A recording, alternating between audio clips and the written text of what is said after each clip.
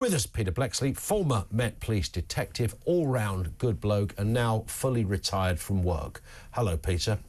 Good job I'm sat this side of the desk, Mr. Collins. We had a conversation just off air when I said to Peter, in fact, did I say semi-retirement? You did. Or part retirement? Yes, because I know you're still doing stuff, and then you talked me through your day, and it was busier than mine.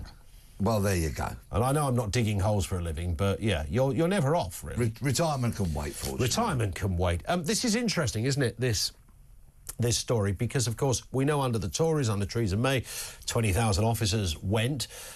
They have sort of been... They've recruited, I think, another 20,000, but they've lost at the other end, where people have dropped out early or haven't replaced those that have retired. So there's still a big recruitment problem within the police. There is. Policing is in crisis. Yeah. That's unavoidable. Yeah. And where this article says there could be job losses, there will be police officer roles lost. Because whilst we have Dame Diana Johnson and Yvette Cooper and Rachel Reeves saying that there's going to be £1 billion for policing, what they fail to mention is the £230 million in national insurance. But also, this year, police officers were awarded an inflation-busting 4.75% pay rise.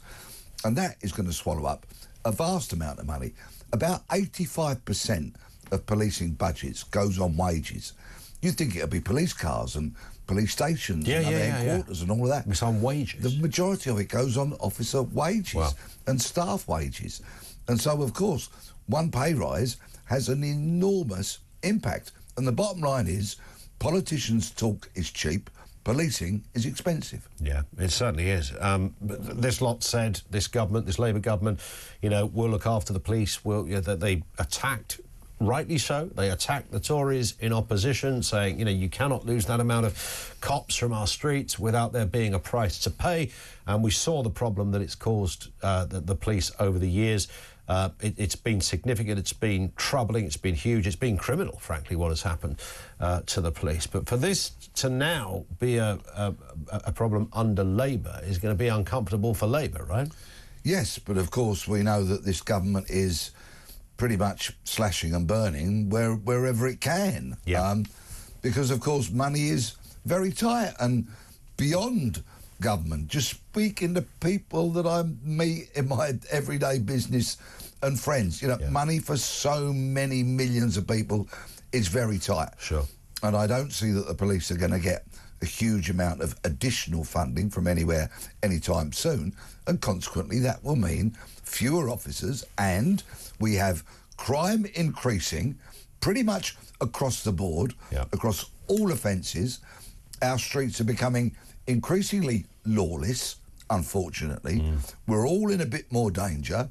We all need to protect ourselves so that we do not become victims of crime, because with the state of so many of our police services, some in special measures, including the Met, that has been in what they call the engage process for a very long time, victims of crime are being fundamentally failed. The public are being failed, and something quite dramatic needs to be done. Indeed. One Chief Constable, Norfolk Chief Constable Paul Sanford, warning that the government's focus on neighbourhood policing could limit investment in other critical areas, potentially leading to cuts across forces. I mean, that is always going to be the balance, isn't it? Where do you focus? The Labour Party have made a great deal of saying, want to get back to neighbourhood policing. I mean, every government has said it for years. Well, Bobby's on the beat, that kind of thing. If there is too much of a focus there, his contention is that then you lose elsewhere. And that Chief Constable's specialised brief is policing finance. He knows what he's talking about. And only last week we had Yvette Cooper, and the week before Keir Starmer, claiming credit for 13,000 new police officers going into neighbourhood policing. And I have no hesitation in saying that was fundamentally untrue. Break that 13,000 down. About a quarter of them, 3,000, if they can recruit them, because recruiting and retaining police officers is a massive problem at the moment, they will be new cops, 3,000 or thereabouts. 3,000 will be police community support officers who have the same powers of arrest as you and I.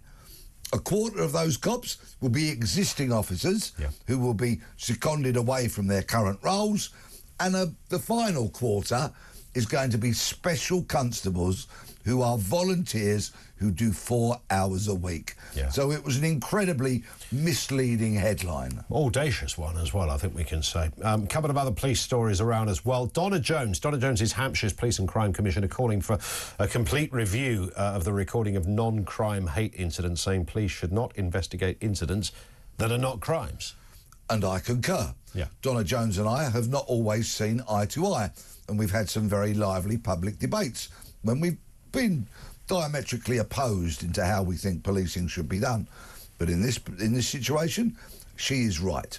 This whole non-crime hate incident recording has got the police in a dreadful pickle because the guidelines that have come out of the College of Policing have really not been clear and concise.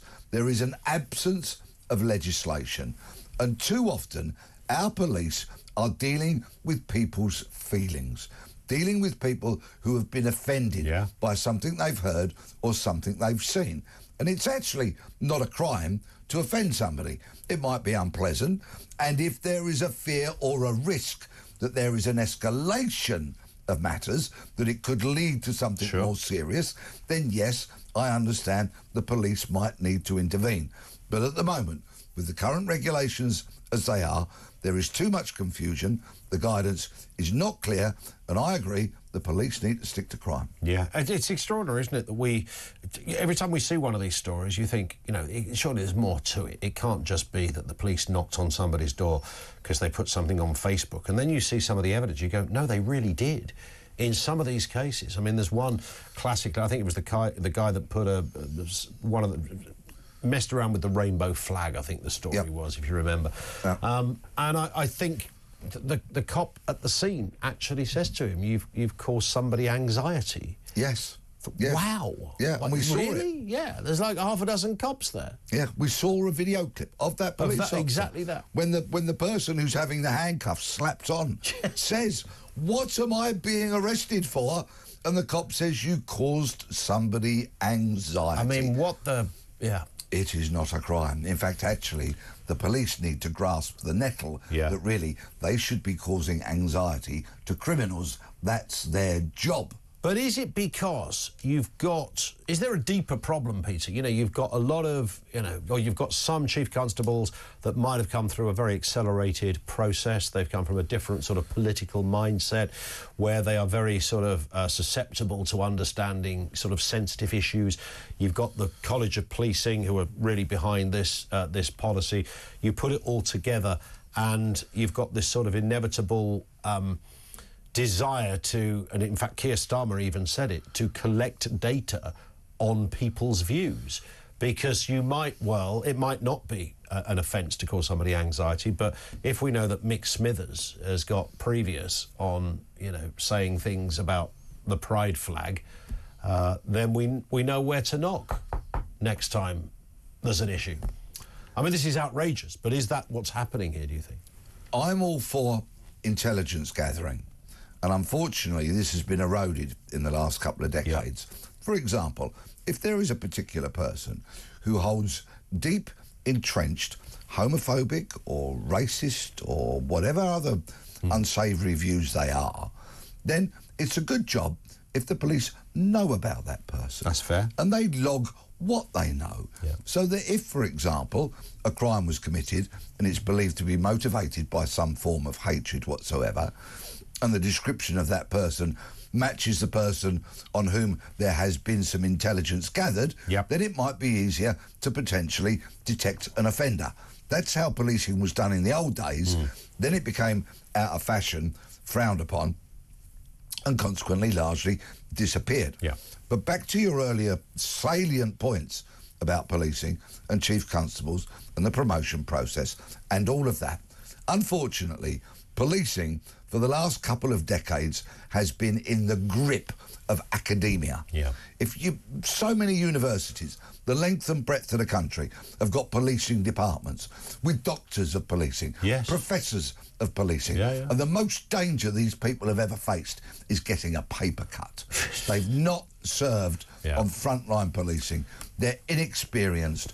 And as they have these hordes of police officers going through their universities, there is an element of brainwashing. And so much of it is fluffy, liberal Wokerati, which is unsuitable for policing, which most of the time is a pretty messy job, requires courageous people because you're dealing with crooks. Yeah. And you had a few, interesting characters running the Met over the years, that might have fallen into that category.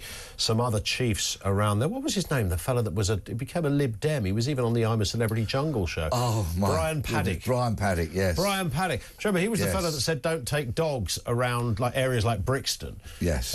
Because, some people culturally don't like sensitivities. Sensitive, all of that kind of thing. Yeah, he was at the forefront and the very beginning of the Wokerati infecting policing, and he now sits in the Lords. He does, doesn't he? Yeah, he does indeed. Lord Paddock. Lord Paddock. Yeah. What was his name? Blair, who was the chief. Ian Blair. Ian Blair. Yeah. Was he all right? Boris Johnson got rid of him when Boris Johnson was the mayor of London. Right. And that was really the first very public falling out that we'd seen between a mayor and a Met commissioner. Yeah. And Johnson decided he wanted to get rid of him. Yeah. And by crikey, he did. Yeah. Now, there are some things that Blair did that actually had some merit. This is Ian Blair. Ian Blair, yes, I do beg your pardon, yes. So Ian Blair. But he did very much come from the Oxbridge-educated elite, and brought a lot of that baggage with him. Yeah. Not then all again, of so which did is- Boris, didn't he? Yeah, Maybe that was the problem. Yeah, but quite possibly. Yeah. But, policing at its basic level is a simple task. It does have complexities within it, but you need courage, you need common sense, and you need to be a communicator. And final one here, Peter. A watchdog report has found that police were unprepared for the scale of violence following the Southport knife attacks, with intelligence failing to predict the unrest. There's been disorder before, but we know that following what happened in July, riots spread across the UK, 600 arrests, lots of mobs targeting mosques and asylum accommodation. There were hundreds of police officers injured in this, which is, a big factor in this story. But the police were just unprepared for the scale of it. But how do you know what the scale of it's going to be? I know intelligence gathering is one thing, but you can be caught off guard. This is the key to experienced police officers. Yeah. What you learn as you go through that job, in whatever rank it is, what you should learn is the ability to see round the corner. Yeah. That is the most important thing. And fundamentally here, those senior police officers, the length and breadth of the country, who are on huge salaries, who have all gone to universities, who all promote their own type, are responsible here for the main criticisms that come out of this report by the Inspectorate of Constabulary. And those three main criticisms are that the capacity and capability to respond to widespread violent disorder came up way, way short of what it should have been. Yeah. That they've got to draw up new plans for how they mobilise their public order and protection services, basically, so the public order cops with the riot shields and all of that. And lastly, in the recommendations, and I actually think if I had had anything to do with this, this would have been at the top of the list and not the bottom of it, is the well-being support for police officers and staff. There's an expression in policing that says well-being is merely a poster on the wall, and that's why so many cops are committing suicide, leaving the service and getting disgruntled. Yeah. It's a challenging job, and those people who volunteer to do it need to be supported properly